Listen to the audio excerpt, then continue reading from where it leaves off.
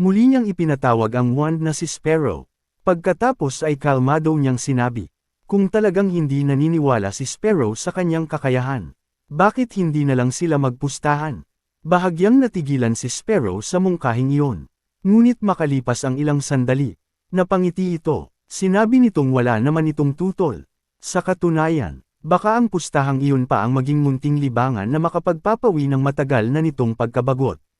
Kinabukasan, lumipat ang eksena sa Coliseum.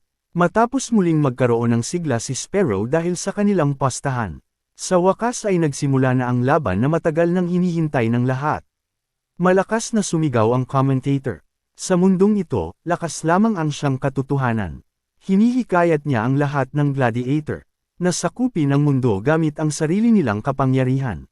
Pagkatapos ay ipinahayag niya na isang napakainit na laban ang naghihintay sa kanila ngayong araw. Ang A-rank gladiator na si Pilsen ay nagpadala ng challenge letter sa isang baguhang gladiator. Isang baguhan na napatunayang totoo ang lahat ng bali-balitang kumakalat tungkol sa kanya. Walang iba kundi ang D-rank gladiator na si Alan Palacio. Umalangaw-ngaw ang napakalakas na hiyawan ng mga manunood. Samantala, kampanteng-kampante si Pilsen. Sa isip niya, mas gusto pa niyang lakasan ng mga tao ang kanilang sigawan, hanggang sa marinig yun maging ng hari sa kanyang trono.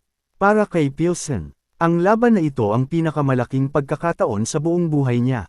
Matapos niyang mabalitang maaaring makuha ng isang A-rank gladiator ang isa sa mga posisyon ng babayaga, agad siyang gumawa ng plano.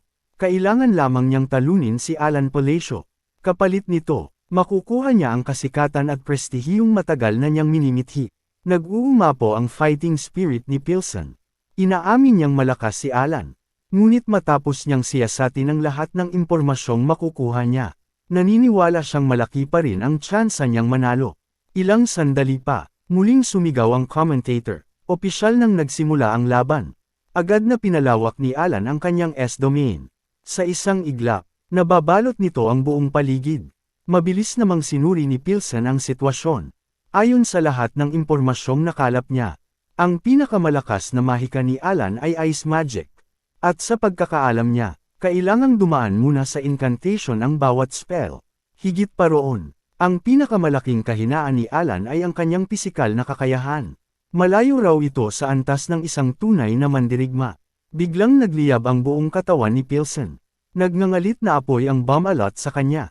Wala siyang kahit katiting na pag-aalinlangan.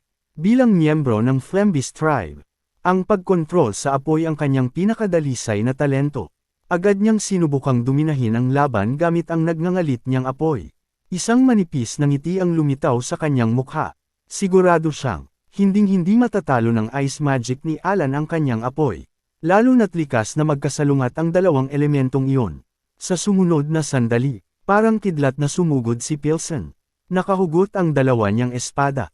Habang papalapit, sunod-sunod na tanong ang pumasok sa kanyang isip. Dapat na ba niyang tapusin agad si Alan? Oh, hintayin muna niyang gamitin nito ang kanyang mahika. Ngunit agad niyang itinanggi ang sarili niyang iniisip. Wala nang dahilan para patagilan pa ang laban. Ang pinakamainam ay tapusin ito sa lalong madaling panahon, at mag-iwan ng napakalaking impresyon sa lahat ng nanunood. Ngunit sa mismong sandaling iyon, isang bagay ang hindi niya inaasahan. Sa halip na Ice Magic, kalmadong gumamit si Alan ng Lightning Magic, Thunder Array, Disintegrate, habang walang tigil na sumusugod si Pilsen. Biglang kumulog ang kalangitan, at nagsimulang bumuhos ang napakaraming kidlat sa buong arena.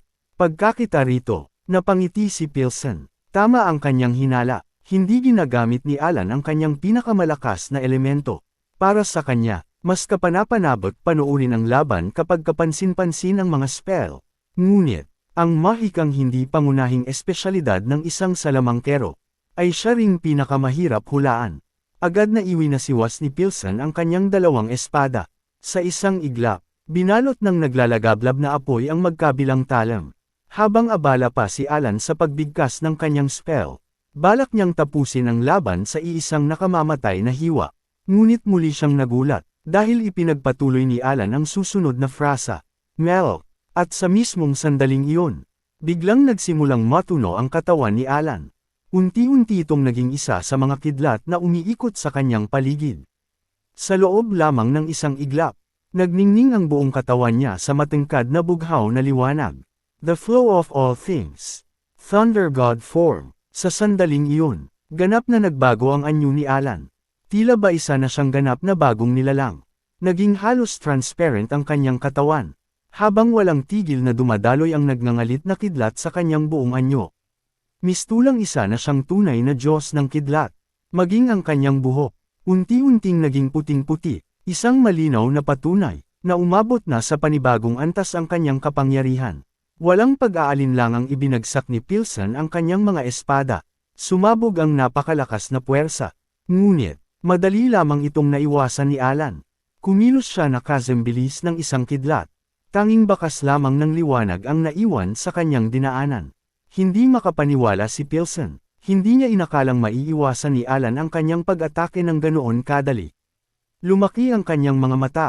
Nakanganga siyang nakatitig, habang punong-puno ng pagkabigla ang kanyang mukha. Nang makita niyang lumulutang si Alan sa kanyang harapan, habang naglalagablab ang aura ng kidlat sa kanyang katawan. Iisa lamang ang paulit-ulit na umiikot sa kanyang isip. Ano ba talaga ang lalaking ito? Sa sumunod na sandali, muling kumilos si Alan, at bigla na lamang, naglaho ang kanyang katawan. Sa isang kisap mata, wala na siya sa kanyang kinatatayuan. Kasabay ng dumadagandong na kulog, parang isang kidlat na bumagsak mula sa kalangitan. Diretsyong bumangga si Alan kay Pilsen. Agad na tumilapon ang A-rank gladiator. Mabilis na itinapat ni Pilsen ang kanyang dalawang espada upang salagin ang pag-atake. Ngunit, hindi siya binigyan ni Alan kahit isang sandali para makahinga. Sunod-sunod na pag-atake ang walang awang bumagsak sa kanya. Hindi na kinaya ni Pilsen ang napakalakas na bugso ng mga suntok at hampas. Dugo ang biglang bumulwak mula sa kanyang bibig. Samantala, patuloy na gumuguhit ang mga kidlat sa buong arena. Tila ba hinahatak ng mga ito ang katawan ni Pilsen sa iba't ibang direksyon. Wala siyang kahit katiting na pagkakataong makaganti. Maya-maya, malakas na bumagsak ang kanyang katawan sa lupa. Ngunit hindi pa rin tumigil ang bughaw na kidlat. Walang awa pa ring pinulbos ni Alan ang kanyang kalaban. Hanggang sa tuluyan na itong mawalan ng kakayahang lumaban. Ang A-rank gladiator ay ganap ng natalo. Nakahandusay si Pilsen sa arena. Wala nang malay. Habang may mga natitirang bughaw na kidlat na gumagapang pa rin sa kanyang katawan. Napangiti ang commentator, at agad nitong inanunsyo ang resulta ng laban. Ang nagwagi sa one-on-one duel, ay si Alan Palacio. Isang malakas na sigawan ang muling umalangaw sa buong Coliseum. Ngunit, pagkatapos lamang ideklara ang kanyang panalo, unti-unting tumulo ang dugo ni Alan sa lupa. Biglang nanigas ang kanyang katawan. Lumitaw ang napakaraming maliliit na hiwa sa kanyang balat. Para bang unti-unti siyang kinakain mula sa loob. Pakiramdam ni Alan, ay malapit na siyang mamatay. Itinaas niya ang kanyang kamay. At nakita niyang patuloy na umaagos ang dugo mula sa bawat bitik ng kanyang balat. Doon niya tuluyang naunawaan, kung gaano kabaliw ang mahikang iyon. Ang spell na iyon, ay hindi lang basta kumukonsumo ng mana. Binabaluktot nito ang mismong batas ng mundo. At pansamantalang pinapalitan ng katawan ng gumagamit ng purong mana. Mas mapanganib pa iyon kaysa sa simpleng pagkaubos ng mana. Ang Thunder Array ay gumagana sa pamamagitan ng pagpapalit sa buong katawan ng gumagamit. Bilang mana na may katangian ng kidlat. Pagkatapos, ina-activate ng kasunod na mga frasa ang mismong kidlat na iyon. Sa madaling salita, pinagsasama-sama ng magkakaugnay na spell ang katawan at ang elemento ng kidlat. Hanggang sa tuluyang maging kidlat ang mismong gumagamit. At ang lahat ng prosesong iyon, ay isinakatuparan sa pamamagitan ng Thunder God form. Upang pansamantalang magamit ni Alan ang katawan ng kidlat. Ibig sabihin, ang self-expression na itinuro ni Sparrow bilang bahagi ng kanilang pastahan, ay isa palang napakataas na antas ng mahika. Dahil literal nitong ginagawang kidlat ang katawan ng salamangkero. Naunawaan lamang ni Alan ang tunay na prinsipyo ng spell. Habang ginagamit niya ito, hanggang ngayon, nangangilabot pa rin siya sa pakiramdam ng pagiging isang kidlat. At alam niyang, kung wala siyang sapat na talento upang agad na maiayos ang daloy ng mana. Malamang, nagkawatak-watik na sana ang kanyang katawan hanggang sa antas ng molekula. parang isang paputok, na sumabog at naging abo. Matapos ang laban, dahan-daang naglakad si Alan papasok sa pasilyo ng Coliseum. Nakahawak siya sa kanyang dibdib. Hindi niya alam kung dapat ba siyang matuwa, dahil buhay pa siya. Ngunit, hindi yon ang pinakamalaking problema. Ang hindi regular na lightning mana, ay tuluyan ng nagsanib sa kanyang katawan. At sa bawat maliit na galaw niya, unti-unti itong bumabagsak. Wala siyang nagawa, kundi huminto sa gitna ng pasilyo. At dali-daling muling buuin ang istruktura ng kanyang pisikal na mana.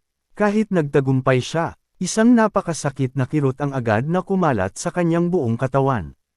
Napatahimik si Alan. Sa isip niya, mayroon bang bahagi ng spell na hindi niya naintindihan? Mayroon ba siyang nagawang pagkakamali? Lumipas ang ilang sandali, nakabalik na siya sa guild ni Sealrang. Ngunit nang makita ni Sealrang ang kanyang kalagayan, agad itong nataranta. Malakas siyang napasigaw. Lalo siyang nataranta. Paulit-ulit niyang tinatanong kung ayos lang ba ito. At handa pa siyang kumuha ng mas marami pang potion kung kinakailangan. Samantala, halatang naiinis si Evan habang tinitingnan ang bogbog na katawan ni Alan. Ngunit paulit-ulit lamang silang pinakalma ni Alan. Iginiit niyang, ayos lang siya. Sa tabi naman niya, tahimik na nakatitig si Sparrow. Hanggang ngayon, hindi pa rin ito maunawaan kung paano nagawa ni Alan ang lahat ng iyon. Sa isip naman ni Alan, napaisip siya, baka kaya itinuro ni Sparrow ang mahikang iyon, ay para lamang paglaruan siya. Ngunit, anumang dahilan nito, wala na ring mahalaga, dahil sa huli, siya pa rin ang nanalo sa kanilang pastahan. Lumipas ang isang araw, kinabukasan, lumipat ang eksena sa palasyo ng kaharian.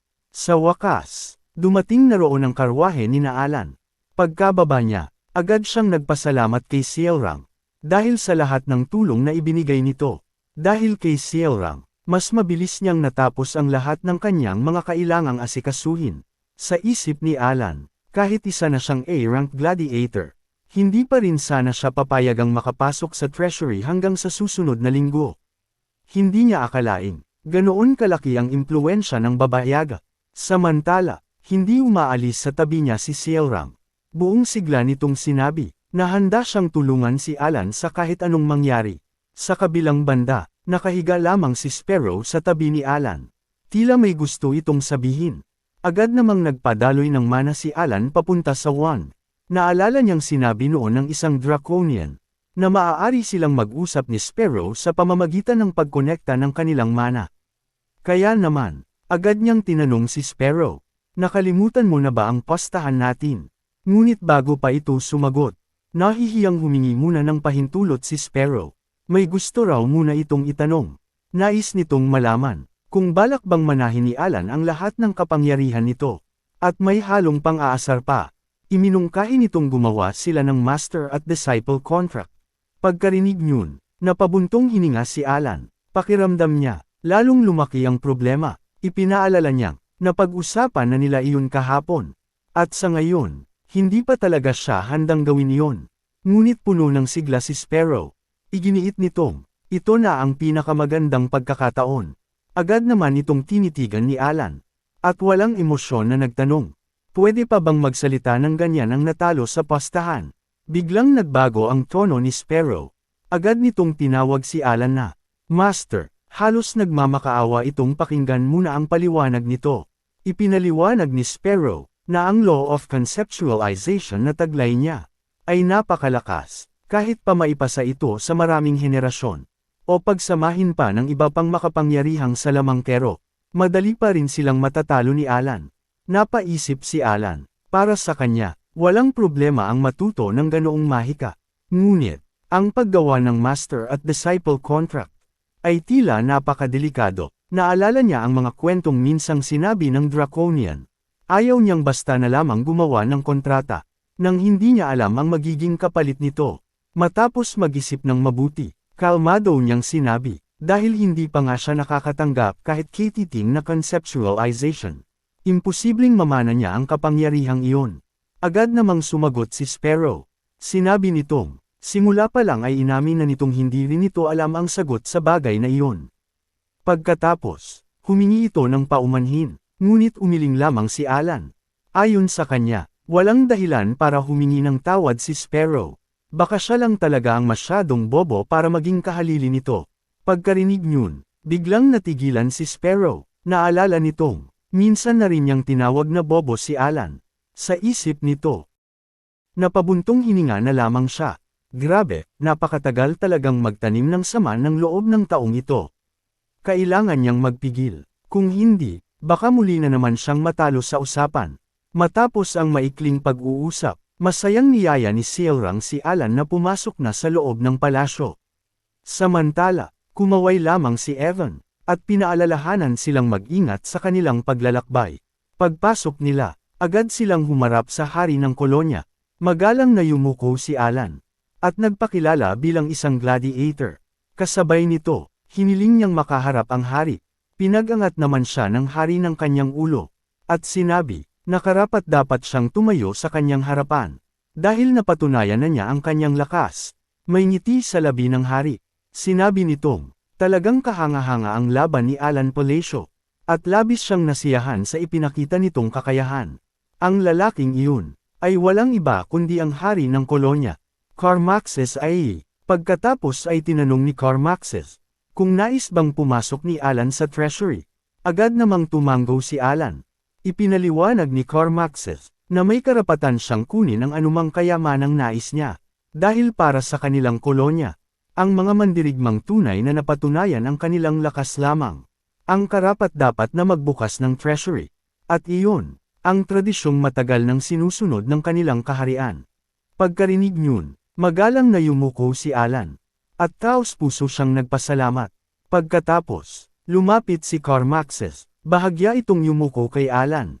Habang may magiliw ng ngiti sa kanyang mukha, sinabi niyang may isa pa siyang regalo para rito. Mayroon siyang isang anak na babae. Kaya naman, tinanong niya si Alan kung ano ang palagay nito.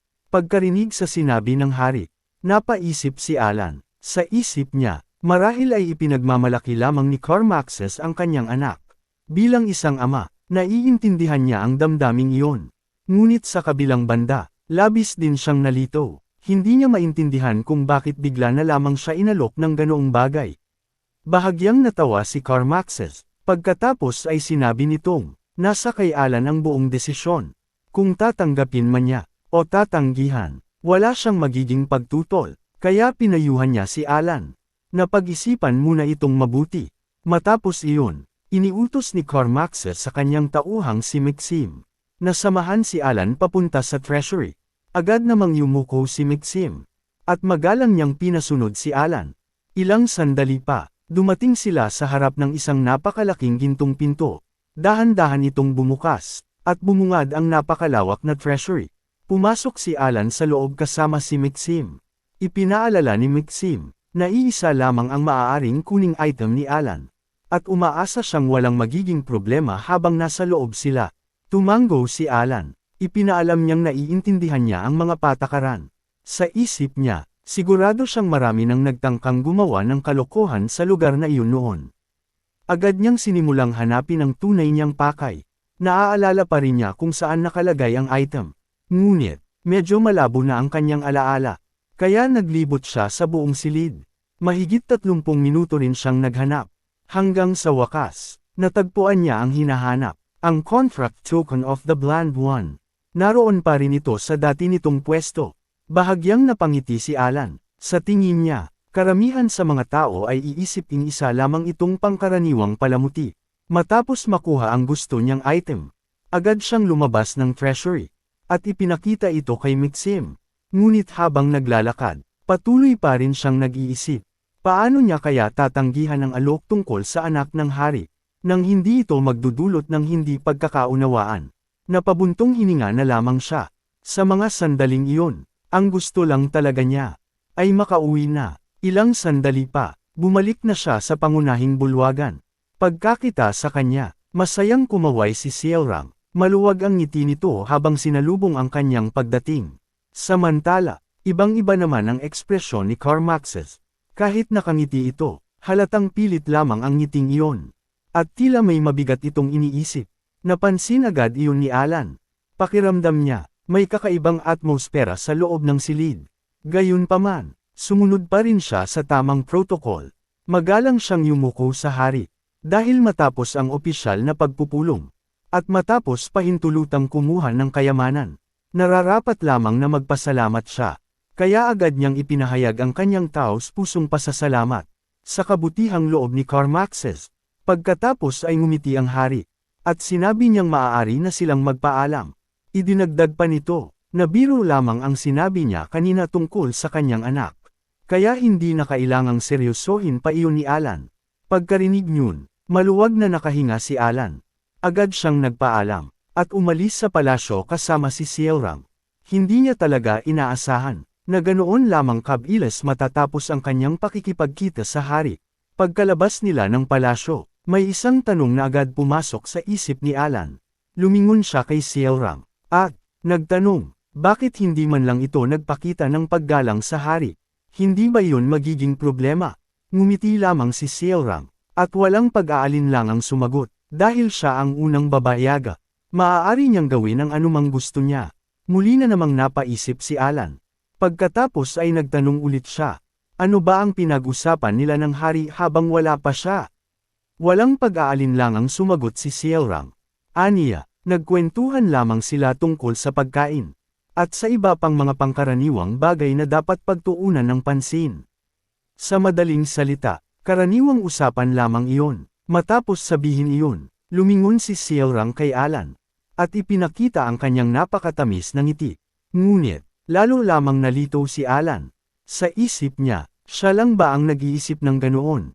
O talagang may kakaiba sa atmosfera ng silid kanina? Samantala, muling bumalik ang eksena sa loob ng palasyo. Malalim pa rin ang iniisip ni Carmaxes. Habang lalo niyang binabalikan ang nangyari, lalo siyang namamangha. Hindi niya akalaing, ang taong tinatawag na Sin of Pride, ay marunong ding ngumiti ng ganoon.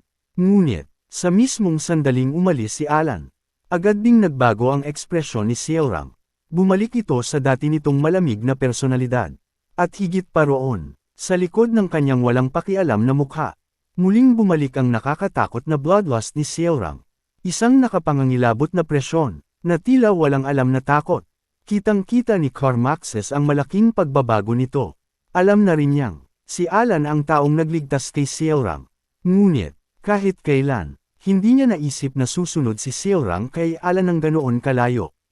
Habang malalim pa rin ang iniisip ni Carmaxes, biglang dumating si Maxim. Magalang itong yumuko, at sinabi, na nais makipagkaroon ng opisyal na pagpupulong ng Cardinal sa hari. Agad namang tumanggo si Carmaxes, at iniutos na papasukin ang panauhin. Ilang sandali pa, dahan-daang bumukas ang pinto, at pumasok si Yusha. Nakasuot siya ng elegante at purong itim na kasuotan. Habang mahinahong naglalakad papunta sa harap ng hari, nakangiting sinalubong siya ni Carmaxes. Maligayang pagdating, Cardinal. Magalang ding yumuko si Yusha. At nagpasalamat sa hari. Sinabi niyang, hindi pa rin nagbabago ang kabutihang loob nito. Ngunit, habang nagpapatuloy ang kanilang pag-uusap, unti-unting nakaramdam ng kakaibang tensyon si Carmaxes. May kakaiba kay Yusha ngayon.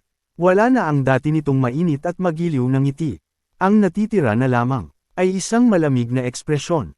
At matalim na titig, na tila kayang batasin ang sinumang kaharap niya. Pagkaraan ng ilang sandali, biglang nagsalita si Yusha. May isang bagay daw siyang narinig. At nais niya itong kumpirmahin mismo mula sa hari.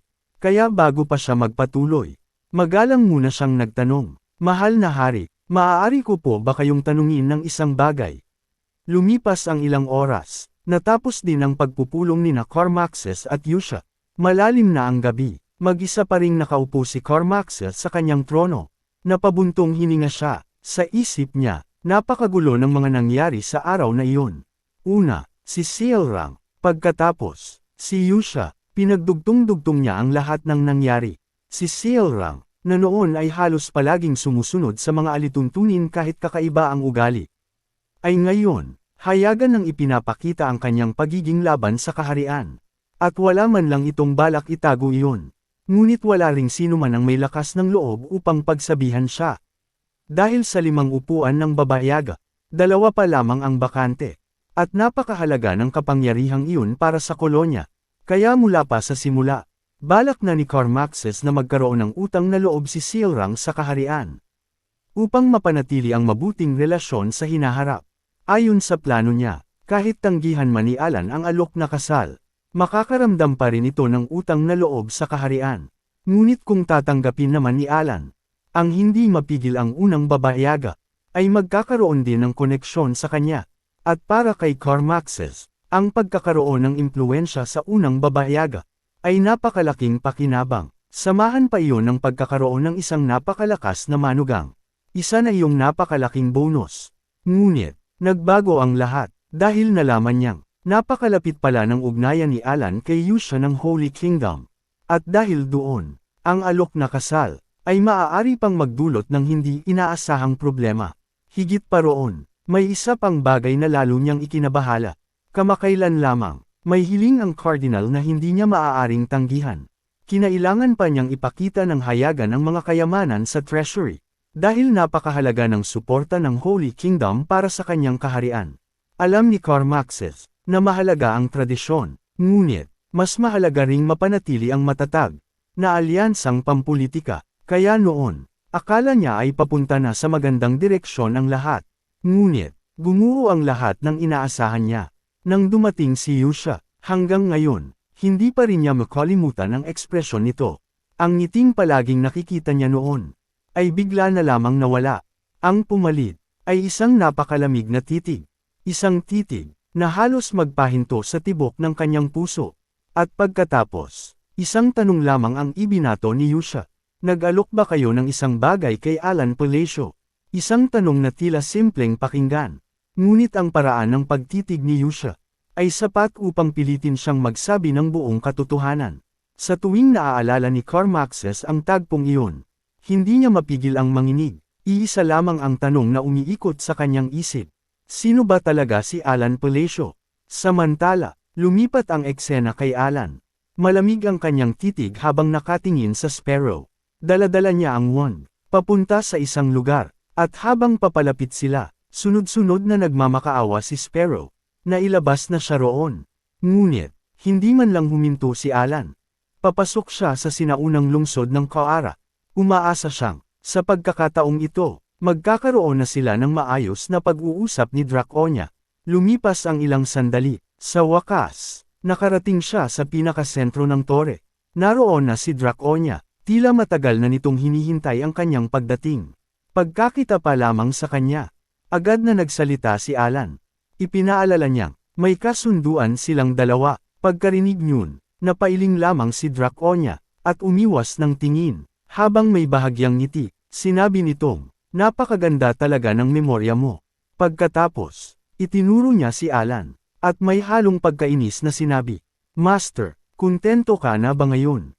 Ngunit sa halip na sumagot ng seryoso, inilabas lamang ni Alan ang kanyang dila, at inasar si Draconia. Pagkatapos ay ngumiti siya, at sinabi, na dahil mabait siya ngayon, papatawarin na niya ito. Napabuntong hininga si Draconia. Pagkatapos ay bahagya siyang napangiti. Ayon sa kanya, magaling talagang tapusin ni Alan ang mga bagay na sinisimulan nito. Pagkatapos, tinanong niya kung nakuha na ba ni Alan ang wand. At gusto rin niyang malaman, kung hanggang saan na ang narating ng kanyang mahika. Tumango si Alan, at sinabi niyang, na ipamalas na niya ang self-expression. Ngunit, mas mapanganib pa ang kapalit nito kaysa sa pakinabang na ibinibigay nito. Bahagyang nanlaki ang mga mata ni Draconia. Hindi niya inaasahang, talagang nagtagumpay si Alan. Para sa kanya, parang imposible ang bagay na iyon. Agad siyang lumapit kay Sparrow, at diretsyong nagtanong, totoo ba ang lahat ng sinabi niya? Nanginginig na sumagot si Sparrow, at inaming, lahat ng iyon ay totoo. Napakunot noo si Alan, hindi niya maintindihan, kung bakit nanginginig ng ganoon si Sparrow. Samantala, lalo namang naging masigla si Draconia. Ngumiti ito, at sinabi, oras na para sa kanilang sesyon ng mga tanong. Ayon kay Draconia, naniniwala siyang bumalik si Alan. Dahil hanggang ngayon, iniisip pa rin ito ang mga sinabi niya noon. Ipinaalala niyang, noon pa man, natugunan na ni Alan ang kondisyon upang makipag-usap sa kanya. Ngunit ngayon, iba na ang pagkakasunod-sunod ng kanilang pag-uusapan. Tumango si Alan, at sinabing, isa-isa siyang magtatanong. Una niyang itinanong, noong una ay sinabi ni Draconia, na kailangan niyang magkaroon ng sapat na status upang makapag-usap sila ng ganito. Kung ganoon, ano ba talaga ang pamantayang ginagamit ng mundong ito upang sukatin ang isang tao? Walang pag-aalinlangang sumagot si Draconia. Napakalinaw naman ng sagot. Ang tinutukoy ko ay divinity. Pagkarinig sa salitang iyon, agad na nanlaki ang mga mata ni Alan.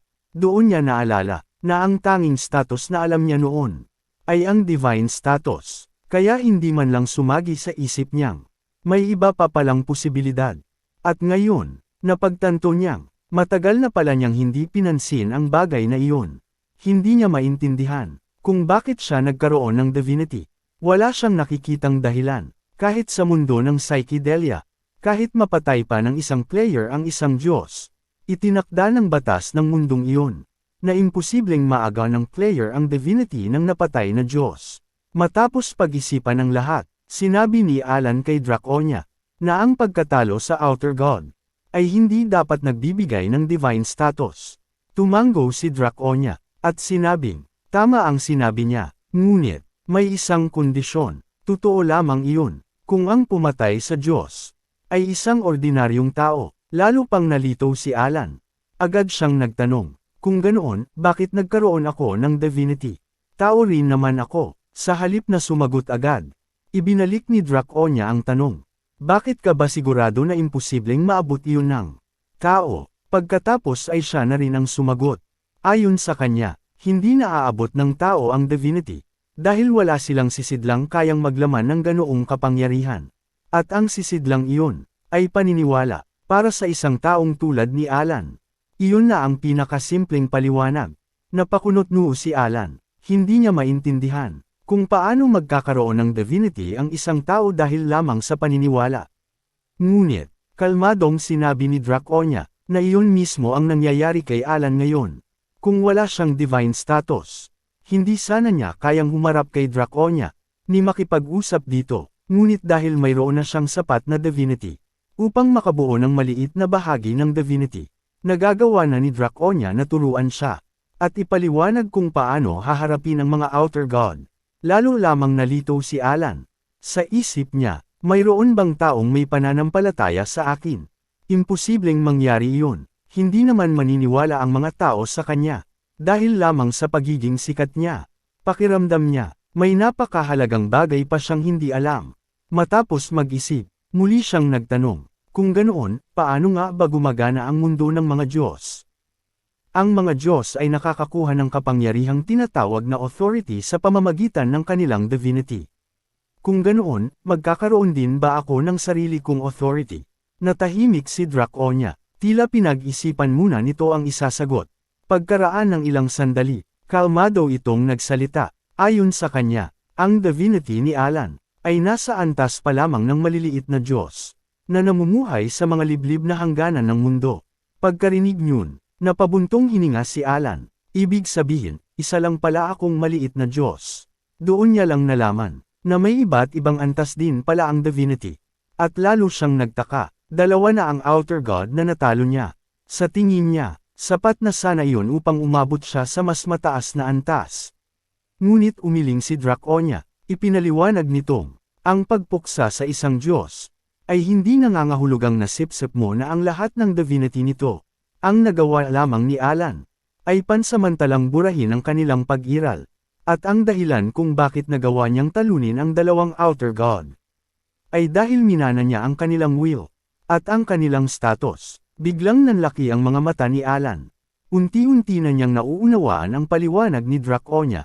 Bahagyang ngumiti si Draconia. Ayon dito, napakarami pang bagay sa mundong ito, na hindi maaaring umiral kung wala ang status. Ngunit, kaunti pa lamang ang nalalaman ni Alan tungkol sa mga iyon. Gayunpaman, ang pinakamahalagang bagay ngayon, ay nakita na niya ang katotohanan.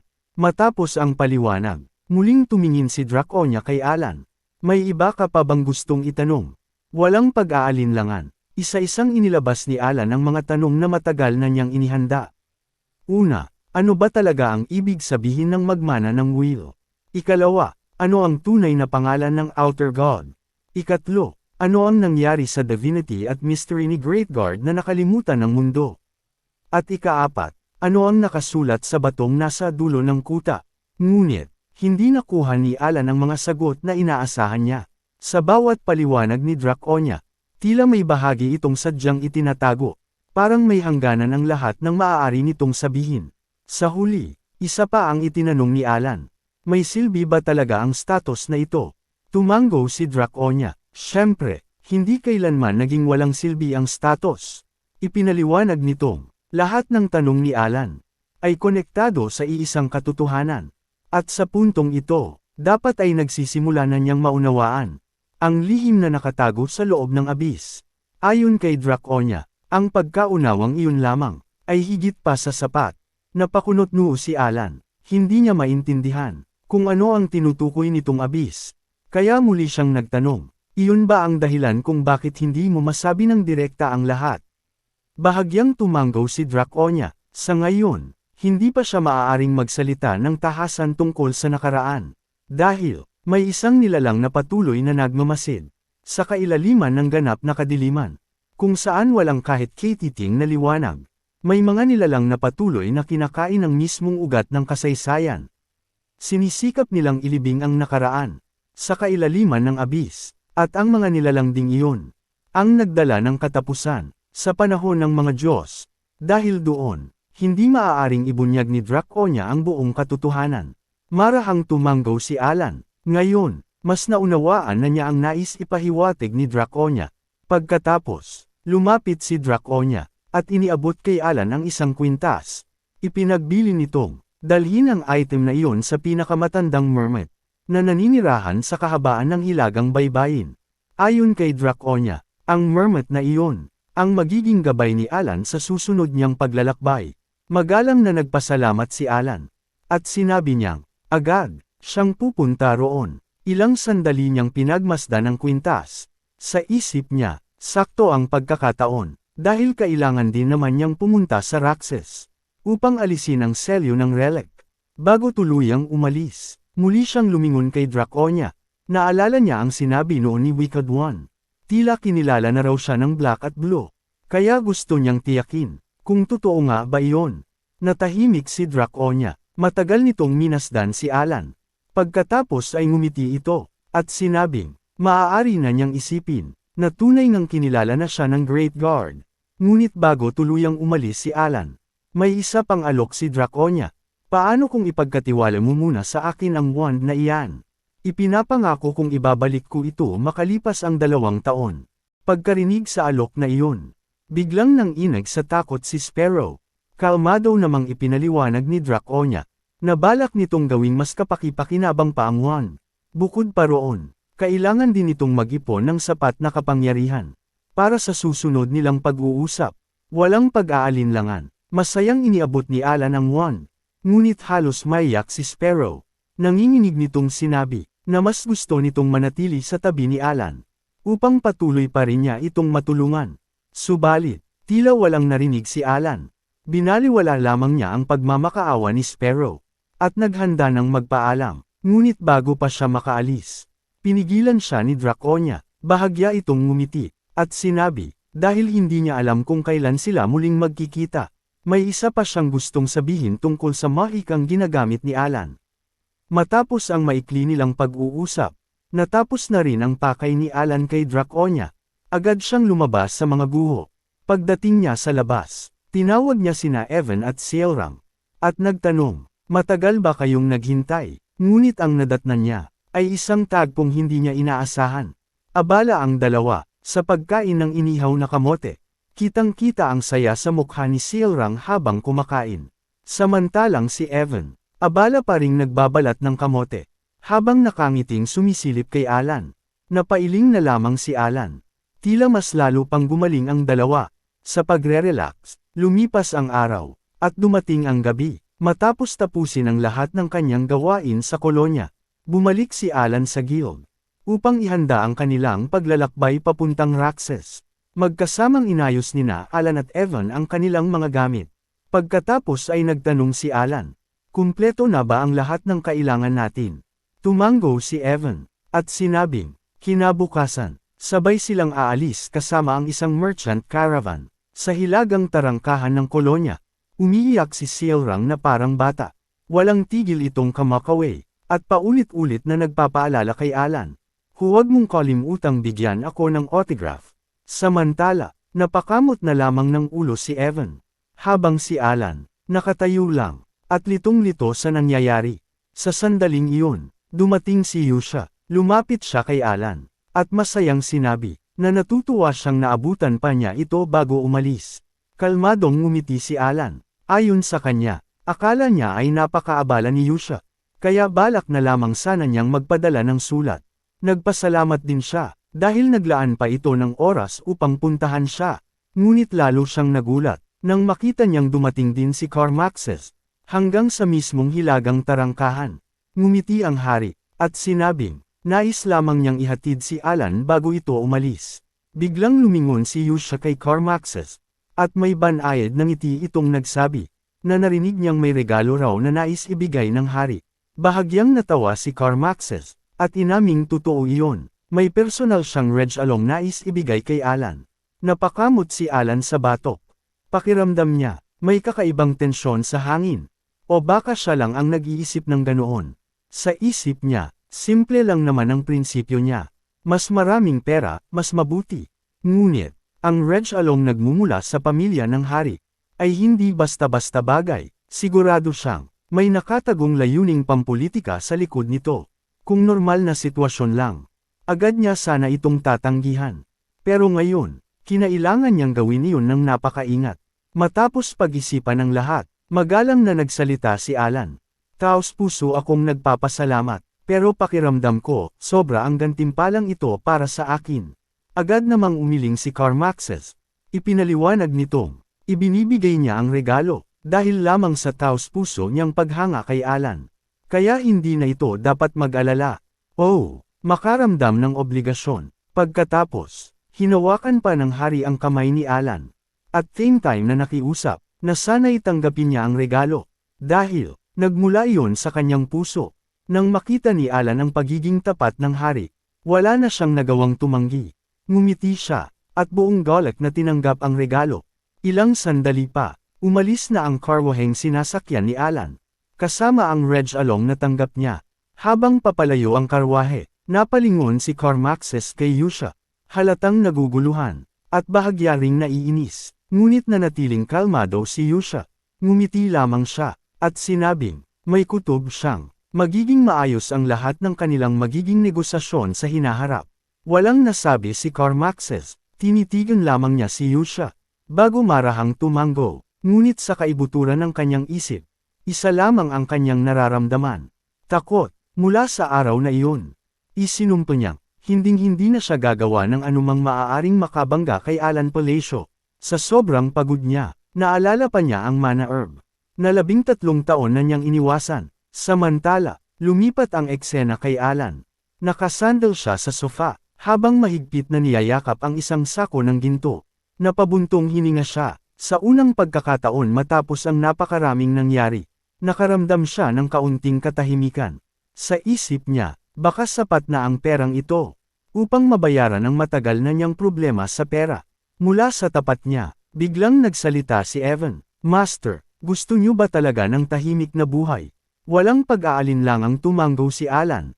Oo. Napabuntong hininga si Evan. Pagkatapos ay napailing. Pagkatapos ng lahat ng pinagdaanan natin, hindi ko matatawag na tahimik ang buhay ninyo. Bahagyang ngumiti si Alan. Sa ngayon, medyo abala lang naman ako. Agad na nag-thumbs up si Evan. At may kumpiyansang sinabi, sa tingin ko, hindi na magbabago ang pagiging abala ninyo. Kahit ilang taon pa ang lumipas. Siyempre, walang sino man ang tunay na nakaalam ng mangyayari sa hinaharap. Ngunit pagkarinig niyon, lalo lamang napagod ang pakiramdam ni Alan. Makalipas ang ilang sandali, kalmado siyang nagsalita, kamote lang ang ihahanda natin para sa hapunan ngayong gabi. Biglang nanlaki ang mga mata ni Evan. Master, seryoso po ba kayo? Kalmado lamang na tumanggo si Alan. Base sa nakita ko kahapon, napakahusay mong mag-ihaw ng kamote. Lalo pang natarante si Evan. Paulit-ulit siyang nagtanong, Master, talaga bang kamote lang ang kakainin natin ngayong gabi? Ngunit, hindi na sumagot si Alan. Nanatili lamang siyang tahimik. Ilang segundo ang lumipas, At tuluyan nang bumigay si Evan. Lumuhad siya sa sahig, at napaiyak ng malakas. Hindi maaari, napakasakit naman nito. Sa isip niya, ang taong nakaupo sa harapan niya, ay kayang maging sobrang isip bata paminsan-minsan. Lumipas ang 2 linggo. Sa wakas, nakabalik na rin siya sa kanyang tahanan. Bahagyang napangiti si Alan. Para sa kanya, wala nang mas komportableng lugar sa buong mundo kaysa rito. Habang inaayos niya ang tambak na regalo, palihim namang isiniksik ni Evan ang kanyang kamay.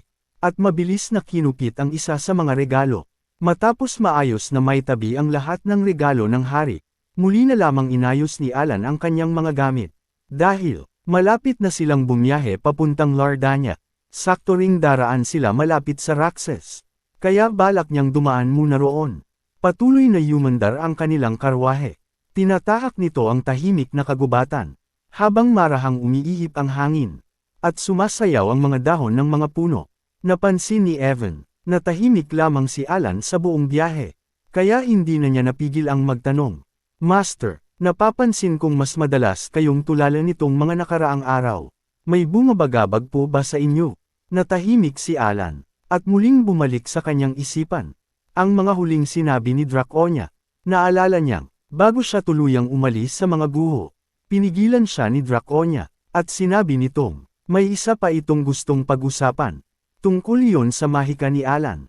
Ayon kay Draconia, ang bawat salamangkero na may conceptualization, ay dapat kayang gamitin ang self-expression. Ngunit, si Alan lamang ang nagawang salungatin ang katotohanan iyon. Kaya ayon kay Draconia, 2 lamang ang posibleng paliwanag. Una, isa siyang nilalang na hindi na maipapaliwanag ng anumang loika. O ikalawa, nakalimutan lamang niya ang kanyang tunay na pagkatao. Seryosong sinabi ni Draconia, na wala ng iba pang posibleng sagot. Bago sila tuluyang maghiwalay, hiniling nitong pag-isipang mabuti ni Alan ang mga salitang iyon. Ngunit, kahit paulit-ulit niyang pag-isipan, wala sa 2 posibilidad ang pinaniniwalaan niya. Kung isa nga siyang makapangyarihang nilalang, hindi sana siya naghirap ng ganito. At tungkol naman sa panahon ng mga Diyos, isa lamang iyong bahagi ng lore ng larong dati niyang nilalaro. Nalaman lamang niya ang tungkol doon. Dahil sa mga beastman, na nakinabang sa pag-unlad ng mahika.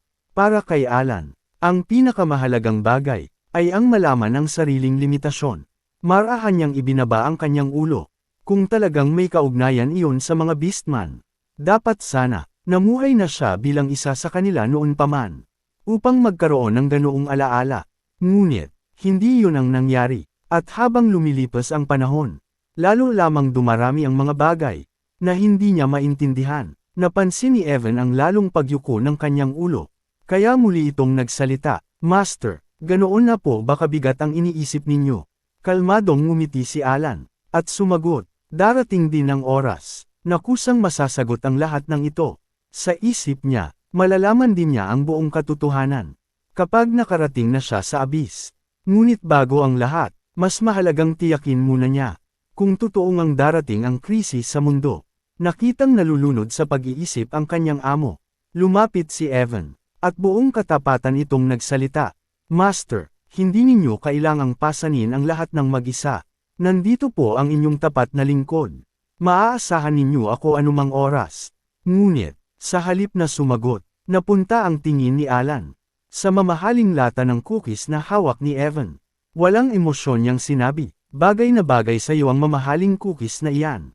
Biglang natigilan si Evan, at dali-daling nagpaliwanag, Master, hindi po dahil sa cookies kaya ako tapat sa inyo. Ngunit, maya-maya, napansin ni Alan, na magkahawak ang 2 kamay ni Evan. Tila may ginagawa itong ritual. Napakunot noo siya, ano iyan? Bagong etiquette ba bago kumain? Umiling si Evan, at seryosong sumagot, hindi po, nagdarasal po ako sa inyo, Master. Isa na po itong uri ng relihiyon para sa akin. Lalo lamang nalito si Alan. Hindi niya maintindihan ang sinasabi nito. Walang pagbabago ang ekspresyon ni Evan. At same time nitong ipinagpatuloy, taos puso akong nagdarasal, na sana hindi na naman kamote ang hapunan natin ngayong gabi. Napatingin si Alan sa kanya, at nagtanong, ganoon mo na ba talaga kinasusuklaman ang kamote? Napabuntong hininga si Evan, Master. Ilang araw na po tayong puro kamote ang kinakain. Kahit sino po ay mag-asawa rin. Lumipas ang ilang araw. Sa wakas, nakarating sina Alan at Evan sa Lardanya. Huminto sila sa isang kilalang tindahan ng mamahaling regalo. Isa-isang pinagmasdan ni Alan ang mga nakadisplay na gamit. Pagkatapos ay nagtanong siya kay Evan. May nakikita ka bang magandang pwedeng gawing regalo? Tumango si Evan. At sumagot, ayon sa balita, ito ang pinakamagandang gift shop sa buong lugar. Biglang naalala ni Alan si Rene. Nakaramdam siya ng kaunting pagka-guilty.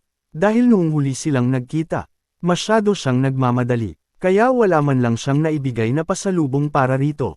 Habang naglilibot, napansin niya ang isang lumang fountain pen sa loob ng display case. Sa tingin niya, magiging maayos na regalo iyon. Habang pumipili ng bibilhin, hindi sinasadyang narinig ni Alan ang usapan ng mga tao sa paligid. Mainit ang kanilang pinag-uusapan. Isa na naman daw sa 3 council ang namatay. Ayon sa ilan, karapat-dapat lamang daw iyon. Dahil tumanggap umano ng suhol si Bima. May chismis pangang. Nakipagsabuatan ito sa asyutalon. Para sa kanila, hindi na nakapagtatakang mangyari iyon. Isa pa sa mga usapan.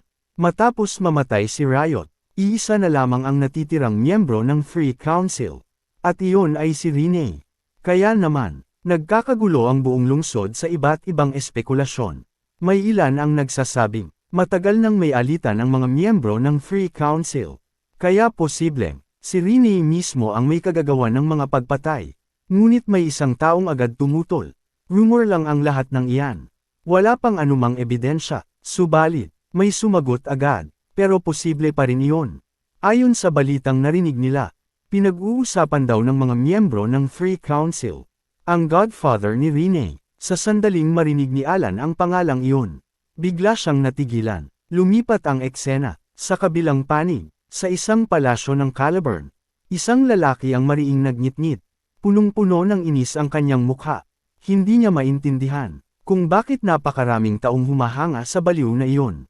Ang lalaking iyon ay walang iba kundi ang ikalawang prinsipe ng Caliburn, si Tyrion. Ayon sa tagapagsalaysay, ang second sword ng Caliburn, na si Deus MacAllion, ay halos alamat na ang kasikatan. Wala mang opisyal na tala ng kanyang mga nagawa. Alam ng halos lahat na natalo niya si Reinhard, ang walang talong first sword. Ngunit ayon sa ulat ng mga nagmamasid, may lumalabas ding kakaibang chismis. Nagsimula raw magkaroon ng matinding interes si Deus sa mahika. Halos gabi-gabi, nakikita umano siyang bumibigkas ng mga hindi kilalang incantation. At tuwing mababanggit ang mga salamangkero, sa bawat pagpupulong ng Fest World, lagi niyang tinatapos ang usapan. Sa mahabang talumpati tungkol kay Alan Palacio, nakasaad pa sa ulat, na tila lampas na sa ordinaryong pagkakakilala, ang interes ni Deus kay Alan. Sa mga nakaraang araw, ilang beses na raw nitong pinuri si Alan Palacio, nang walang malinaw na dahilan. Dahil dito, lalong nalito ang mga taong nasa paligid niya. Hindi nila maintindihan kung bakit ang isang taong tulad ni Deus ay sobrang interesado kay Alan. Kaya nagsimula ang iba't ibang haka-haka tungkol sa tunay na relasyon ng dalawa. Ngunit, kahit ganoon, walang sino man ang naglakas loob na tanungin siya, dahil ang karisma ni Deus ay nasa ibang antas. Kahit kapwa lalaki, hindi maiwasang humanga sa kanyang presensya. Sa kabilang banda, galit na galit si Tyrion. Ibinagsak niya ang ulat sa sahig, at nagkalat ang mga papel sa buong silid. Mura niya ang gumawa ng ulat. Dahil para sa kanya, wala itong silbi. Sa isip ni Tyrion, ang lintik na Deus MacAllion ang dahilan kung bakit siya napasama. Lahat iyon, dahil lamang nagpakita siya ng kaunting interes sa nakababatang kapatid na babae ni Deus. Naalala niya ang araw na iyon. Habang sinusubukan niyang ligawan ang kapatid ni Deus, bigla na lamang bumagsak mula sa itaas ng palasyo si Deus. Kasabay ng nakakatakot na presyong bumalot sa buong paligid. Wala man lang itong ibinigay na pagkakataon para magpaliwanag. Agad siyang hinamon ng duel. At walang awang binugbog. Isang duel, na para kay Tyrion, ay napakawalang katwiran, dahil hindi man lang daw marunong manligaw ng babae si Deus. Sa huli, napahiya si Tyrion, dahil natalo siya sa sparring match, na mismong ang kanyang ama pa ang pumayag. Mula noon, mas lalo siyang ikinumpara sa kanyang kapatid. At ang tanging dahilan kung bakit nananatili pa rin ang kanyang paksayon ay dahil sa mga lihim na item na ipinapadala mula sa madilim na panig ng Ashutalon. Pagkatapos, ibinaling ni Tyrion ang kanyang tingin sa proposal na hawak niya. Sa tingin niya, kapwa makikinabang ang dalawang panig sa kasunduang iyon. Nakasaad sa proposal na kailangan niyang gamitin ang kanyang impluwensyang pampulitika upang gipitin ang pamilya Palacio.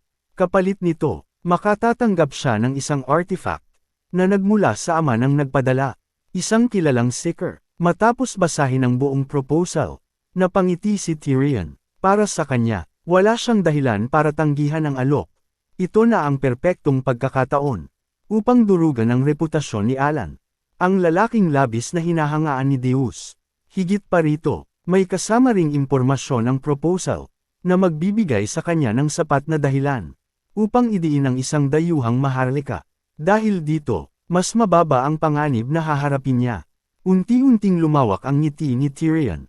Habang wala pang opisyal na utos mula sa hari, sigurado siyang, kahit gaano pa kabaliw si Deus, hindi ito basta-basta makakagalaw laban sa kanya.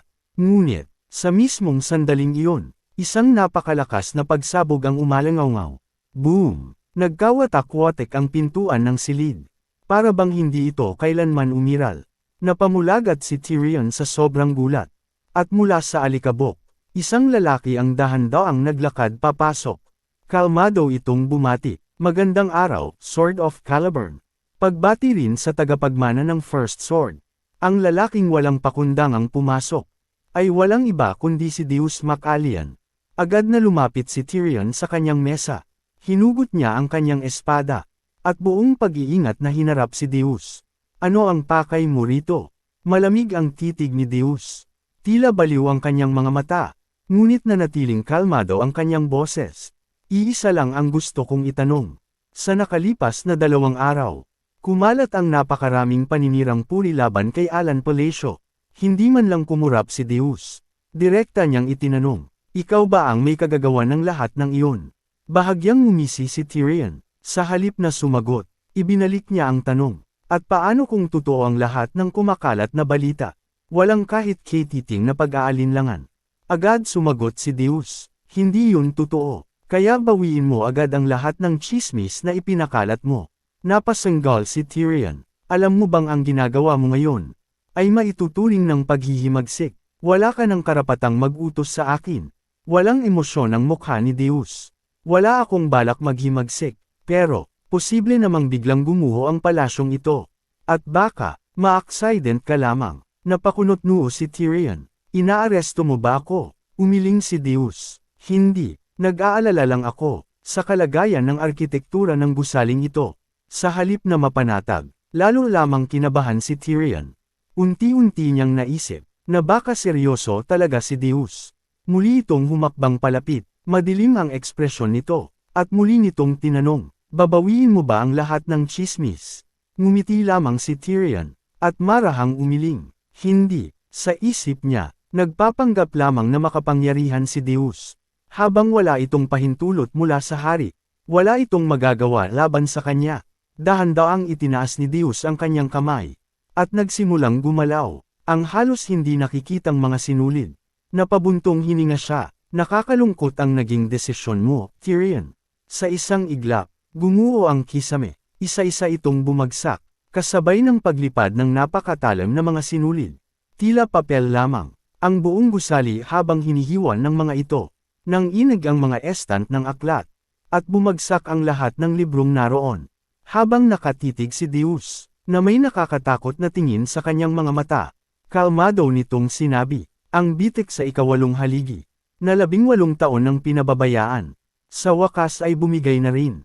Hinding-hindi ko malilimutan, ang makasaysayang ambag mo, sa pagpapaalala sa lahat, na hindi dapat ipinagwawalang bahala ang pagre-renovate ng mga gusali. Lalo pang namutla si Tyrion.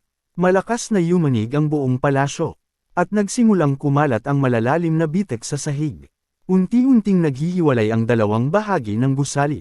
Sunod-sunod ang malalakas na pagsabog, na nagmumula sa mga gumuguho nitong bahagi.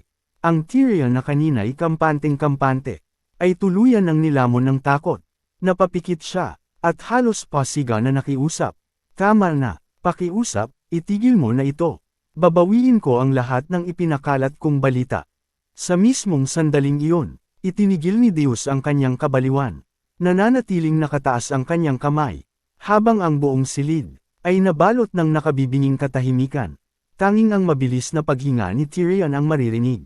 Kalmadong nagsalita si Deus. Ngayong pinag-iisipan ko, mukhang kaunting gasgas lang naman ang nagawa ko. At isa pa, matibay ang pagkakagawa ng palasyong ito. Hindi ito basta-basta guguho dahil lamang sa ganoong kaliit na pinsala. Pagkatapos ay mahinahon pa niyang idinagdag, na ang tunay na dahilan ng pagpunta niya roon ay dahil nag-aalala lamang siya sa kalagayan ni Tyrion. Ngunit ngayong nakikita niyang maayos pa naman ito, tila wala na siyang dapat ipag-alala. Napatitig na lamang si Tyrion. Sa sobrang kakaiba ng ikilos ni Deus, isa lang ang naisip niyang sabihin. Isa kang baliw na psychopath. Ngunit sa likod ng kanyang galit, unti-unting nabuo ang panibagong balak. Kung magagamit niya ang pangyayaring ito, maaaring ito na ang perpektong dahilan upang tuluyang pabagsakin si Deus. Ngunit tila nabasa ni Deus ang nasa isip niya. Bago tuluyang umalis, kalmado itong nagbigay ng isang payo.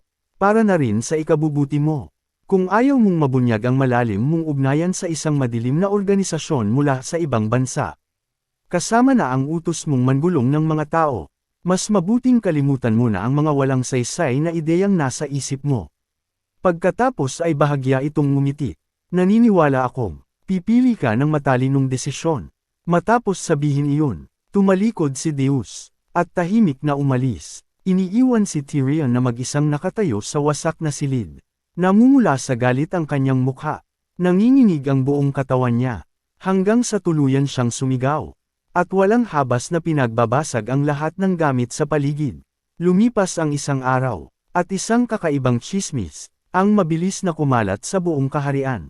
Ayon sa balita, ang walang kwentang ikalawang prinsipe raw, ang umatake kay Deus, at sa halip na gumanti, mas inalala pa ni Deus ang kaligtasan ng prinsipe. Lumipat ang eksena, dumating na si Alan sa tahanan ni Rhaene. Walang paligoy-ligoy, agad na inilabas ni Rhaene ang isang artifact. Ito ang artifact na hinahanap ninyo. At higit pa roon, hindi na raw kailangang magbayad ni Alan para makuha ito. Ngunit marahang umiling si Alan. Kung ibang pagkakataon siguro, tatanggapin ko iyan. Pero dahil ipinagkatiwala lang sa inyo ang artifact na ito, kailangan ko pa ring bayaran ang tamang halaga nito. May isa pa siyang pakiusap. Pwede bang lagyan ninyo ito ng asul na ribbon bilang pambalot? Ngumiti si Rhaene. Kung iyon ang gusto ninyo, akagagalit kong gawin iyon. Matapos may balot ang regalo, taos-pusong nagpasalamat si Alan. Salamat sa palagi mong pagtulong sa akin. Ngunit marahan lamang umiling si Rhaene. May banayad na ngiti sa kanyang labi. Ako ang dapat magpasalamat sa inyo, Godfather. Napangiti si Alan. Sa isip niya, mukhang nagustuhan nga ni Rhaene ang regalong ibinigay niya. Ngunit maya-maya, napabuntong hininga siya. Pakiramdam niya, dapat noon pa siya nagbigay ng regalo rito. Bigla niyang naisip, ang kung ano-anong nakakatakot na eksena tungkol kay Rhaene. Ngunit agad niya yung itinaboy sa kanyang isip. Imposible, hinding-hindi gagawa ng ganoong bagay ang isang mabait at miyenhing babae tulad ni Rhaene. Ngunit kasunod yun, may isa na namang alaala ang sumagi sa isip niya. Naalala niya, kung paano walang pag-aalinlangang sinuntok ni Rhaene ang isang batang Panginoon. Hanggang sa lumipad ito sa lakas ng tama. Napakurap si Alan, at nagsimulang pagdudahan, kung tama nga ba ang pagkakakilala niya kay Rhaene. Matapos makuha ang artifact, naghanda na siyang umalis. Sinamahan siya ni Rhaene hanggang sa labas ng bahay. May bahagyang lungkot sa kanyang boses nang magsalita ito. Nadismaya si ama, dahil kailangan ninyong umalis agad. Kalmadong sumagot si Alan. Wala akong magagawa, may kailangan pa akong tapusin. Marahang tumanggo si Rhaene. Naiintindihan ko ang marangal na layunin ng aking Godfather. Muli siyang ngumiti, elegante at napakalambing. Kung sakaling kailanganin ninyo ako balang araw, sana huwag kayong mag-atubiling sabihin sa akin. Muli siyang pinasalamatan ni Alan. Habang papalayo siya, napaisip siya. Parang mas marami ng emosyon ang ipinapakita ni Rhaene nitong mga nakaraang araw. O baka, guni-guni niya lamang iyon. Unti-unting umalis ang karwahe ni Alan. habang si Rene ay tahimik lamang na nakatanaw. Hanggang sa tuluyan nang mawala sa kanyang paningin ang karwahe. Nanatili ang banayad ng ngiti sa kanyang mukha. Habang dahan-dahan siyang tumalikod. Kaunti na lang ang natitirang oras. Kailangan naming kumilos ng mas mabilis. Para sa ikabubuti ng aming Godfather. Lumipas ang 5 araw. Mula nang umalis si Alan sa Lardanya. Nasa loob ng karwahe sina Alan at Evan. Kapwa sila napapahikab sa haba ng biyahe. Makalipas ang ilang sandali. Sumilip sa di kalayuan ang malawak na dagat. Senyales iyon, na malapit na silang makarating sa Raxes. Ngunit bigla, may isang batang lalaki ang hamarang sa gitna ng daan. Napakabigla ang kotsero, agad niyang hinayla ang renda. Malakas na hamyuni ang mga kabayo. At bigla silang huminto, mabilis na tumalon pababa si Evan. Litong-lito ang kanyang mukha. Saan ka ba nanggaling? Napakadelikado ng ginagawa mong pagtayo sa gitna ng kalsada. Ngunit, mataas na itinaas ng bata ang kanyang baba, at buong kay abangang itinuro si Evan. Ibigay ninyo agad ang lahat ng dala ninyong supply. Napakurap lamang si Evan, hindi niya maintindihan, kung saan nanggagaling ang kapal ng mukha ng batang iyon. Maya-maya, bumaba rin si Alan mula sa karwahe, at nagtanong, anong nangyayari rito? Napakamot na lamang sa ulo si Evan. Master, hindi ko rin po alam. Bigla na lang siyang sumulpot. Napabuntong hininga ang bata, ibinaba niya sandali ang kanyang ulo. Mukhang kailangan ko nang ipakilala ang sarili ko. Pagkatapos, agad siyang nag-post ng napakaangas. Ako si Felon, isang henyo mula sa Blue Magic Tower, at isa akong third circle mage. Nagkatinginan sina Alan at Evan. Nakanganga lamang sila, at may halatang naguguluhang ekspresyon. Ngunit hindi pa tapos si Felon. Nagpalit pa siya ng mas dramatikong pose. Dapat kayong magpasalamat. Bihira ang pagkakataong makatanggap ng pasasalamat mula sa isang dakilang salamangkero gaya ko. Maikling tumanggo si Alan. Sa isip niya, totoo ngang kahanga-hanga ang batang ito. Dahil hindi biro, ang maging third circle mage sa ganoong kabatang edad. Mas lalo pang itinaas ni Felon ang kanyang baba. Kahit hindi ko pa kayang pantayan ang ate ko. Isa pa rin akong napakahusay na salamangkero. Ngunit bago pa lumaki ng tuluyan ang ulo niya, isang babae ang biglang lumabas mula sa likod ng mga palumpong. Felon, ano na naman ang ginagawa mo? Pagkakita rito, agad itong nakilala ni Alan. Fenia, napatigil si Fenia, halatang nagulat siyang makitang si Alan ang kaharap nila. Samantala, hinayla ni Felon ang manggas ng kanyang ate. Ate, huwag kang mag-alala. Sigurado akong makakakuha tayo ng pagkain ngayon. Pagkarinig niyon, namutla si Fenia, bigla siyang kinabahan. Huwag mong sabihin, humingi ka ng pagkain kay Alan. Pak! Isang malakas na batok ang agad tumama sa ulo ni Felon. Napahandusay siya sa lupa, habang unti-unting namamaga ang kanyang ulo. Nagmadaling lumuhad si Fenia sa harap ni Alan. At paulit-ulit na humingi ng tawad.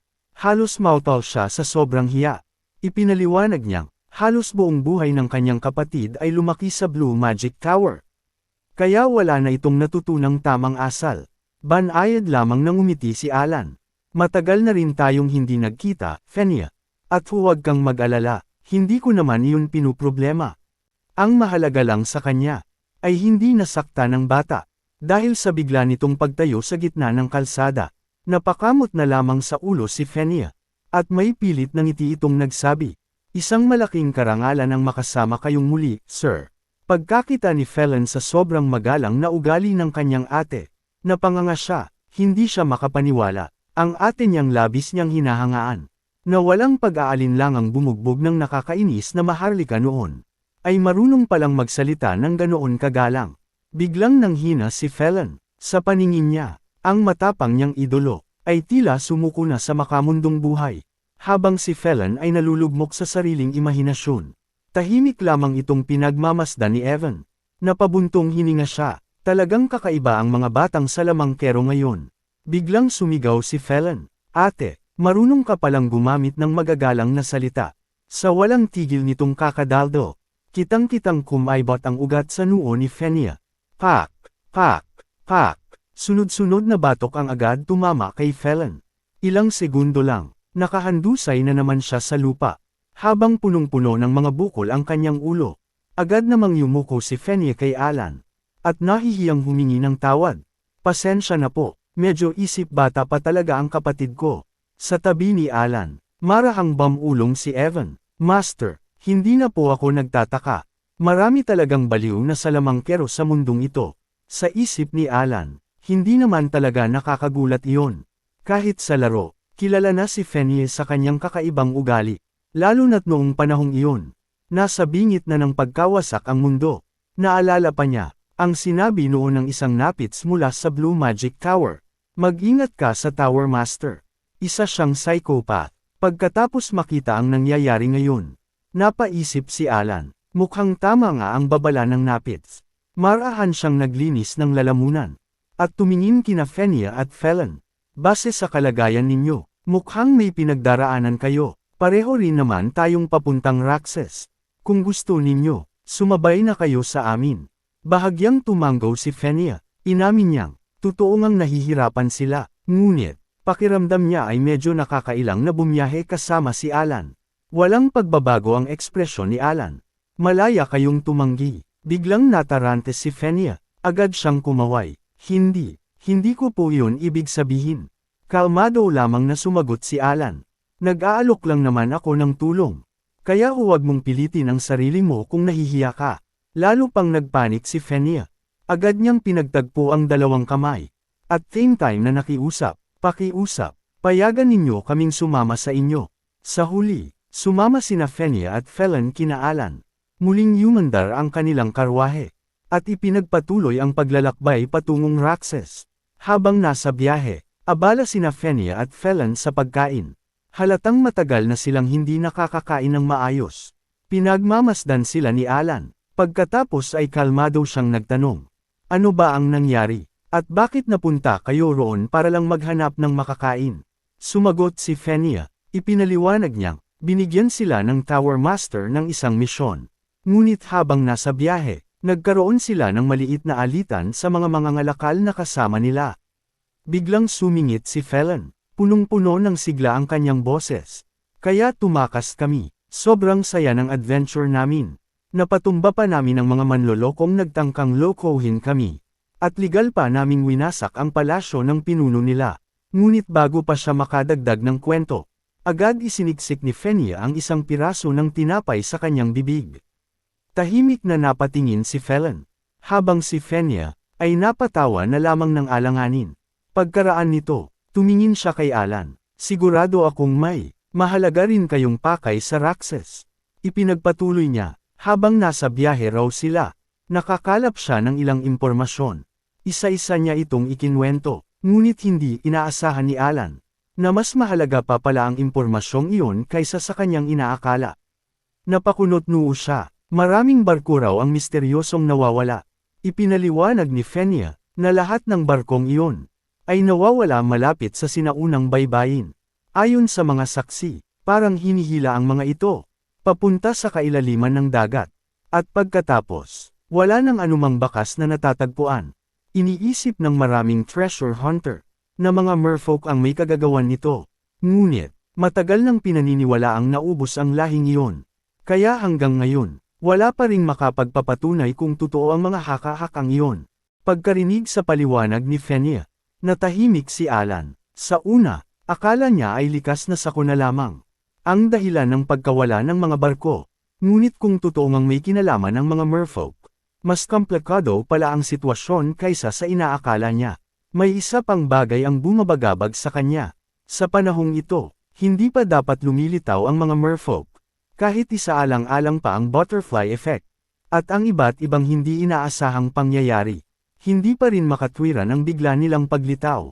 Hindi sila katulad ng mga outer god, na sadyang ginawang misteryoso sa lore ng laro. Ang mga merfolk ay may sarili ng malinaw na kwento. At ayon sa orihinal na daloy ng laro, hindi pa sila dapat nagpapakita sa yugtong ito. Ibig sabihin, may posibilidad na ang paglitaw nila ay senyales na may isa pang outer god na nagsisimula ng kumilos.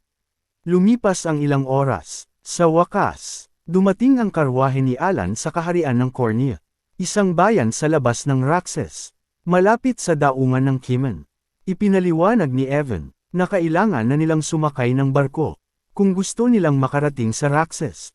Kaya agad silang nagtungo sa pantalan, upang maghanap ng barkong paalis.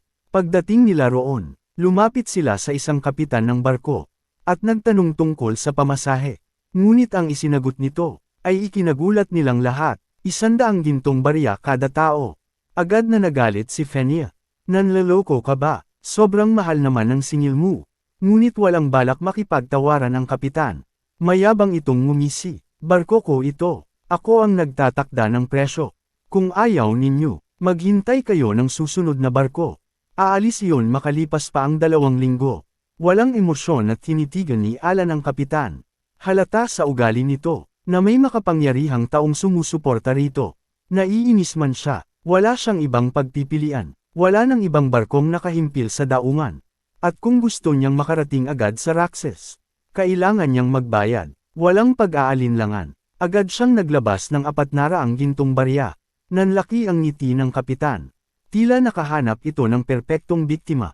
Samantala, napanganga si Evan. Master, seryoso po ba kayo? Halos 10 beses ang taas ng singil niya kaysa sa normal. Kalmado lamang na sumagot si Alan. Wala akong oras na maghintay ng 2 linggo. Para lang sa isang barko. Sa isip niya, dahil sa napakalaking reg-along ibinigay ni Carmaxes. Kaya na niyang gumastos ng hindi gaanong iniisip ang pera. Ngunit maya-maya, may naalala siya. Napatingin siya kay Fenia. Sandali, hindi ba dapat mayaman ang mga salamangkero? Doon lamang niya naisip, na hindi na pala niya kailangang bayaran ang pamasahe ni Fenia at Felon. Makalipas ang ilang sandali, tuluyan nang umalis ang barkong pangkalakalan. At naglayag patungo sa gitna ng dagat. Lumipas ang isang araw, komportable namang pinagmamasdan ni Alan ang walang katapusang karagatan. Para sa kanya, ang ganitong paglalakbay, ay isang pambihirang pagkakataon upang makapagpahinga. Isang katahimikang matagal na niyang hindi naranasan. Ngunit kabaligtaran iyon ng kalagayan ni Evan. Nakasandal ito sa isang malaking kahon ng kargamento. Namumutla ang kanyang mukha, at paulit-ulit na nagtatanong, Master, kailan ba tayo makakabalik sa lupa? Napangiti si Alan, mas mabuting humiga ka na lang. Walang nagawa si Evan, at tuluyan na lamang humandusay sa sahig ng kubyerta. Hindi lang siya ang nahihirapan. Si Fenia rin, ay halos hindi na makatayo dahil sa matinding hilos sa dagat. Nakita iyon ni Felon, at agad siyang nataranta. Ate, konting tiis na lang. Pinagmasdan ni Alan ang tatlo, at marahang umiling. Talagang walang pinipili ang seasickness. Kahit maliit lamang ang kanyang mana core. Sa unang pagkakataon, nagpasalamat siya, na hindi siya madaling mahilo. Ngunit habang patuloy ang tunog ng pagsusuka sa iba't ibang sulok ng barko. May isa pang barko. Ang tahimik na nagmamasid mula sa likod ng malalaking batuhan. Biglang umalangaw ang malakas na tunog ng tambol, na tila yumanig sa buong dagat.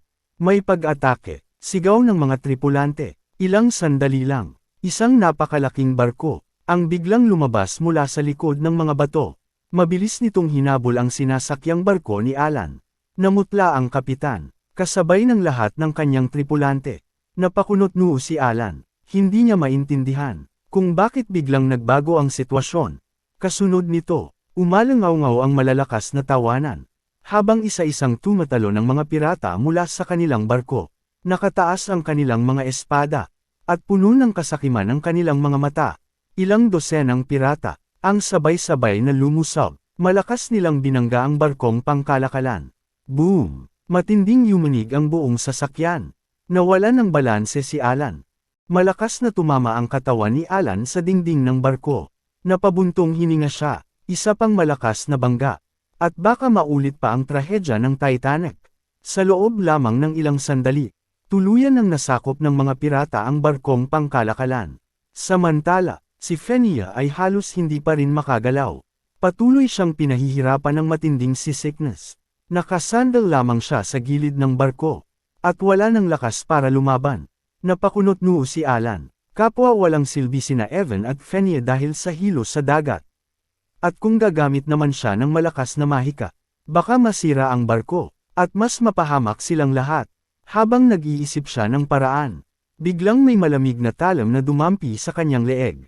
Isang pirata ang nagbanta, huwag kang gagalaw. Nanatiling tahimik si Alan. Sa ngayon, Iyon ang pinakaligtas na desisyon. Hayaan muna nilang mabihag siya. Matapos tuluyang mapasakamay ng mga pirata ang barko, iginapos ang lahat ng pasahero. Takot na takot ang kapitan. Agad siyang nakiusap, makipagkasundo tayo, kunin ninyo ang lahat ng kargamento ng barko. Ngunit sa kabila ng maamong mukha, palihim siyang nagmumura sa isip. Anumang mangyari, kailangan pa rin niyang may hatid ang mga kargamentong nasa imbakan. Kay Wolfers, dahil dito, agad siyang nagdagdag ng alok. May salamangkero at isang maharlika sa barkong ito. Napakalaki ng halaga ng pantubo sa kanila. Ibibigay ko sila sa inyo. Kapalit ng buhay namin at ng barkong ito. Agad na nagalit si Evan. Walang hiya ka, ibinebenta mo pa ang sarili mong mga pasahero. Ngunit si Alan, ay nanatiling tahimik, habang maingat na inoobserbahan ang paligid. Sa totoo lang, inaasahan na niyang maaaring mangyari ang ganitong sitwasyon. Maya-maya, napatingin siya kay Fenia, at may napansin siyang kakaiba. Wala na ang puso sa mga kamay nito. Agad niyang naunawaan ang nangyari. Nabali na ni Fenia ang mana restrainer. Ibig sabihin, kailangan niya ring makalaya sa sarili niyang pusos. Samantala, patuloy pa ring kinukumbinsi ng kapitan ang mga pirata. Hindi na mauulit ang ganitong pagkakataon. Pagsisisihan ninyo kung tatanggihan ninyo ang alok ko. Ngunit bigla, boom! Isang napakalaking sibat ang bumaon sa kubyerta. Malakas na yumanig ang buong barko. Kasabay nito, isang malamig na boses ang umalangaw-ngaw. Ang ingay mo. Biglang nanigas ang kapitan. Namutla ang kanyang mukha. Nakilala niya ang bagong dating Sig-ing, ang dakilang hari ng mga pirata. Nakasuot ito ng baluting parang isang kabalyero. At sapat na ang kanyang presensya upang matahimik ang buong barko. Isa siyang alamat. Ang lalaking nagbuklod sa 6 sa 7 isla, nakapatay ng hindi mabilang na mga kapitan, nakapagpalubog ng mahigit 50 barko, at tuluyang winasak ang isa sa pinakamalalakas na grupo ng mga pirata. Ang Black Fangs, isa siyang tunay na halimaw, isang mamamatay taong pumapatay, para lamang sa sariling kasiyahan. Tinatawag siya ng marami bilang Walking Calamity of Raxes. Ang tunay niyang pangalan ay Raiden. Lumapit si Raiden, at malamig na nagtanong, nasaan ang maharlikang sinasabi mo? Agad na itinuro ng kapitan si Alan. Siya iyon, hindi ako nagsisinungaling. Napakagat sa labi si Fenia. Litong-lito siya, bakit walang ginagawa si Alan? Ngunit sa sumunod na sandali, biglang nanlaki ang mga mata ni Raiden. Nang makita niya ang mukha ng tinutukoy na maharlika, nang inag ang kanyang boses, Boss! Napatitig din si Alan sa kanya. Ilang segundo siyang nag-isip, bago tuluyang magsalita. Raiden, agad na lumapit si Raiden. Halatang nag-aalala ang kanyang mukha. Boss, anong ginagawa ninyo rito? Kalmado lamang na sumagot si Alan. Papunta lang ako sa Raxes. Samantala, napanganga ang mga tauhan ni Raiden.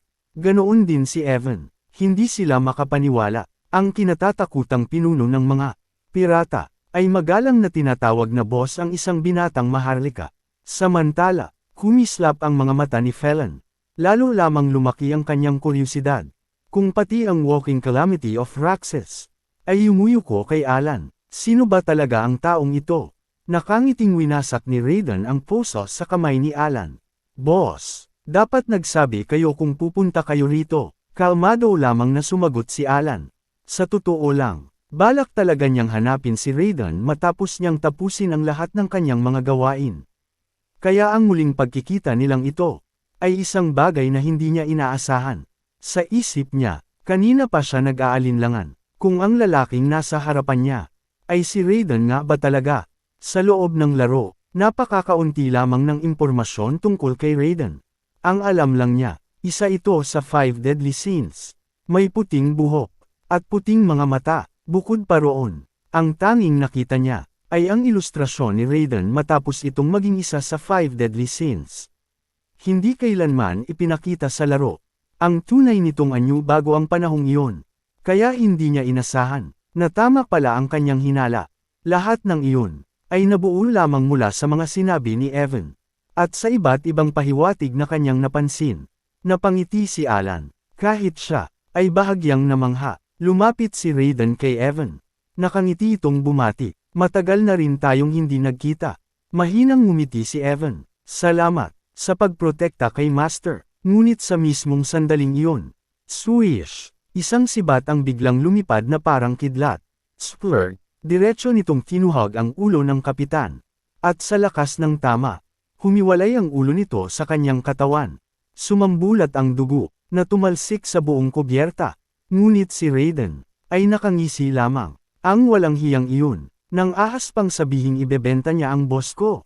Pagkatapos sabihin iyon, agad siyang bumalik sa kanyang karaniwang ngiti, na para bang walang nangyari. Kalmado niyang sinabi, "Boss, ihahatid ko kayo sa Roxas. Pero bago iyon, magpahinga muna tayo sa Seven Rive Lagoon. Makakabawi muna kayo ng lakas doon bago natin ipagpatuloy ang biyahe." Marahang tumanggaw si Alan, sakto lamang, dahil wala rin naman siyang minamadali. Ngunit sa kabila ng kalmadong mukha niya, bahagyang nanginig ang kanyang katawan. Matapos masaksihan ang brutal na paraan ng pagpatay ni Raiden, may isang tanong ang sumagi sa kanyang isip. Hindi pa kaya ganap na nagigising si Raiden bilang isa sa 5 deadly sins? Lumipas ang kalahating araw. Sa wakas, nakarating sila sa lupa. Agad na humandusay sina Evan at Phineas sa daungan. Halatang gamaan ang pakiramdam nilang dalawa. Pakiramdam nila, nakaligtas sila sa pinakamasakit na paglalakbay sa dagat sa buong buhay nila. Samantala, pagkababa ni Felon mula sa barko, kumislap ang kanyang mga mata. Namangha siya sa napakalaking isla sa kanyang harapan. Ang laki pala ng islang ito. Habang abala ang iba, tahimik namang pinagmasdan ni Alan ang paligid. Iba ito sa inaasahan niya. Ang lungsod sa harapan nila ay hindi mukhang pugad ng mga pirata. Sa halip, maayos ang pagkakaplano ng buong lugar. Malinis, organisado, at halatang mahusay ang pamamahala. Ito ang puso na nag-uugnay sa 6 na isla. Ang unang isla, Little Haven. Habang naglalakad, nagkaroon ng pagkakataong magkwentuhan sina Alan, Evan, at Raiden. Habang kinakamot ang kanyang ulo, napangiti si Alan. Kung iisipin, parang lahat kayo agad akong nakilala. Agad na sumagot si Evan. Ang mga bata sa ampunan ang may gusto noon. Kaya ako mismo ang gumuhit ng larawan ninyo. Natural lang na agad nila kayong makilala. Kayo ang tagapagligtas nila. Marahang tumanggaw si Alan. Iyon pala ang pangit na drawing na iyon. Ayon sa kwento ng tagapagsalaysay, nang opisyal na matanggap ni Alan ang titulo bilang Count, pinilit si Evan na iguhit ang kanyang larawan. At mula noon, nakilala na ng lahat ng mga bata sa ampunan ang mukha ng taong nagligtas sa kanila.